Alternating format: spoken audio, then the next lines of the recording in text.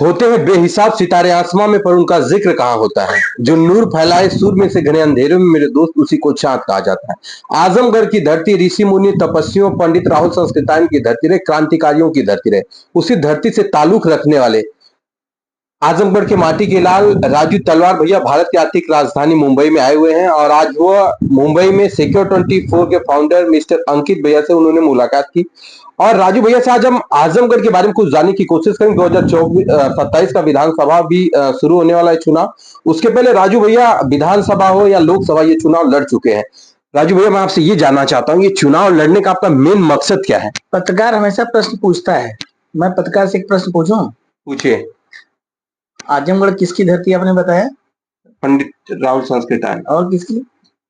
ऋषियों मुनियों की रही। सच ये नहीं है। सच क्या है? आजमगढ़ कायरों की धरती है, मुर्दों की धरती है। और हमने ये साबित कर दिया, जिस समाज में राजीव तलवार जैसे आदमी को बिना जाने समझे लोगों ने पागल कह दिया, वो समाज भी कैसे, कितना मरा हुआ समाज होगा अंदाजा है। मैं पागल था, पागल कहते थे लोग ना जी।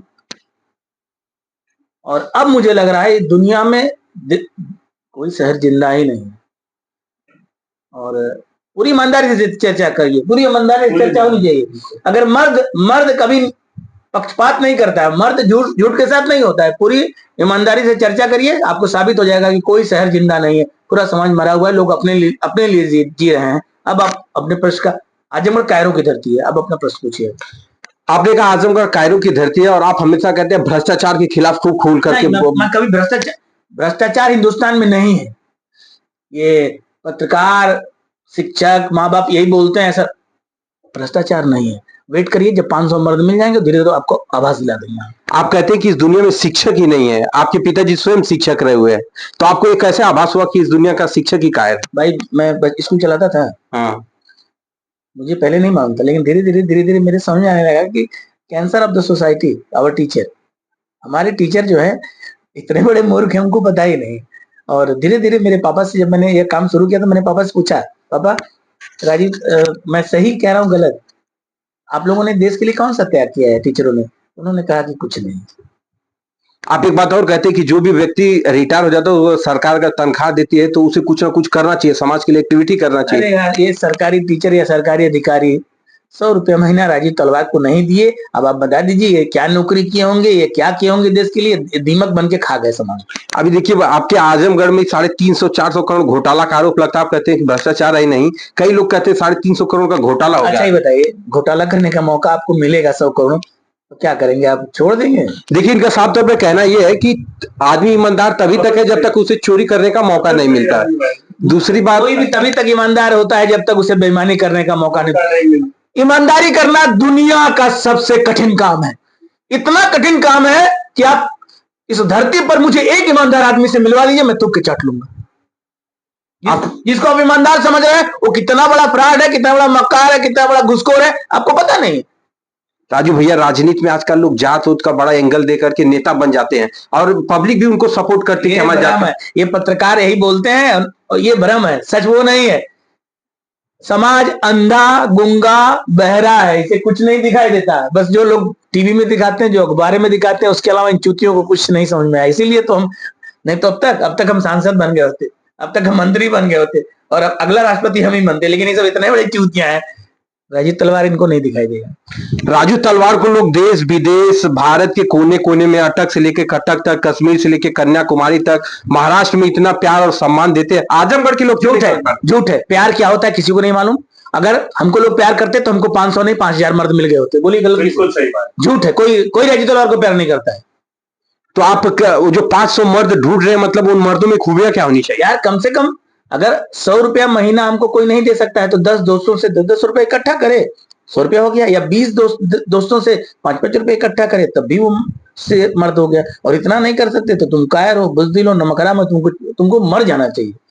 इनका कहने का मतलब है जिसके लिए हम लड़ रहे हैं, जिसके लिए हम जेल जा रहे हैं, जिसके लिए हम क्रांति कर रहे हैं, सब कुछ कर रहे हैं, अगर वो हमारे साथ 100 रुपए देकर खड़ा नहीं हो सकता, वो हमसे मिलने नहीं आ सकता, वो अगर हमें 2 टाइम का भोजन की व्यवस्था नहीं कर सकता, तो उस समाज के लिए हम क्यों लड़े? खैर, वैसे तो देखा जाए कि आज समाज में इस तरह के क्रांतिकारी लोग हैं ही नहीं कि जो इतनी आत्मसमर्पण के साथ समाज के लिए काम करें। आजकल लोगों का अपना अपना व्यक्तिगत स्वार्थ स्वार्थ होता है, उनका एक मोटिव होता है कि इस एंगल में हमें काम करना और हमें यहाँ से पैसे कमाने हैं। लेकिन राजू तलवार भैया जब रोड पर निकलते हैं और जिस चीज लोग पर्यावरण को लेकर बड़ी बड़ी बातें करते हैं कि पर्यावरण को कंट्रोल करिए, लेकिन वो खुद चलते हैं गाड़ियों से, लेकिन ये खुद साइकिल चलाते हैं और साइकिल चला के पर्यावरण का सही रास्ता दिखाने का काम इन्होंने किया है। आजमगढ़ की धरती पर इन्होंने जो क्रांति केवल इनके कथनी में नहीं करनी में भी देखने को मिली है। इन्होंने नेताओं को, मैंने एक और देखा था 2019 का लोकसभा चुनाव था, उस समय अखिलेश यादव जी की रैली बैठौली में होने वाली थी। पहले ऐसे व्यक्ति थे जब ट्रैफिक पुलिस ने सबकी गाड़ी रोक दी थी, तब इन्होंने वहां पर खड़ा होकर के यह बात कहा था, तुम्हारे में दम है तो नेताओं की गाड़ी पहले रोक कर देखो, आम जनता की गाड़ी क्यों रोकते हो। खैर, ऐसे पत्रकार और ऐसे क्रांतिकारी लोग समाज में तो बहुत कम मिलते हैं। आज महाराष्ट्र में भी इनको सम्मानित किया गया, महाराष्ट्र में कई जगहों पर अवार्ड मिले।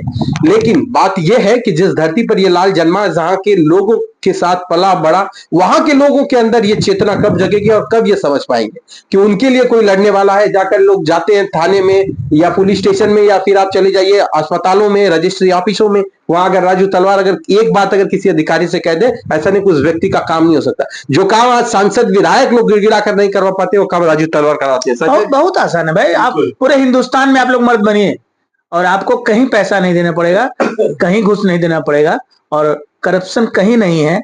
आप चूतिया हैं, इसलिए आपको चूतिया बनाया जा रहा है। बिल्कुल। देखिए, राजू तलवार भैया आज आए भैया के पास, और भैया भी काफी इनको लाइक करते हैं और इनके कामों को लगभग 5 साल 6 साल से अप्रिशिएट करते हैं, और जब हमारी बात होती है तो इनका जिक्र जरूर होता है। तो आज हम लोगों को भी राजू भैया से मिलकर बहुत अच्छा लगा, और मेरी खुद ही पहली बार मुलाकात हुई है राजू भैया से। वैसे तो फोन पे हमारी बात होती रहती थी, लेकिन राजू भैया की जो विचारधारा और जिस तरह की क्रांतिकारी सोच इनके अंदर है, वास्तव में माना जाए तो भगत सिंह के दूसरे रूप हैं।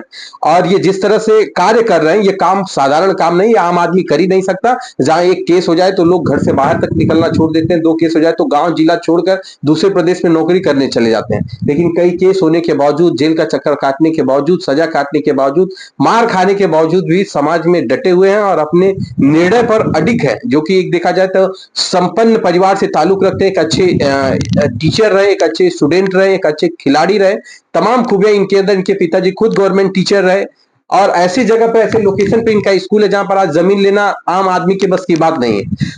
जो व्यक्ति आज अपना समझे कई करोड़ की संपत्ति जिसके पास हो, उसके बाद भी ये सब कुछ त्याग करके कम संसाधनों में, कम चीजों में अपना जीवन यापन कर रहा है, ये बहुत बड़ी बात है। राजू भैया, मुंबई में आके आपको कैसा लगा, और आज भैया से मिलकर आपको कैसा लगा? आप तो खैर बहुत बड़े शेर हैं, और आज का पल जिंदगी भर याद रहेगा। और एक चीज मैं कहना चाहूंगा, आप पत्रकारिता 1 घंटा जरूर करिए हफ्ते में 1 दिन। एक बात जो आपने नोटिस किया ना, पर्यावरण के बारे में जो बोला, साइकिल वाली बात, आज तक कोई नहीं बोला। और सही, तो जिस आदमी को पत्रकार बनना चाहिए वो पत्रकारिता नहीं करना चाहिए। बारीकी से उन्होंने बहुत बड़ी बात है। धन्यवाद राजू भैया, धन्यवाद।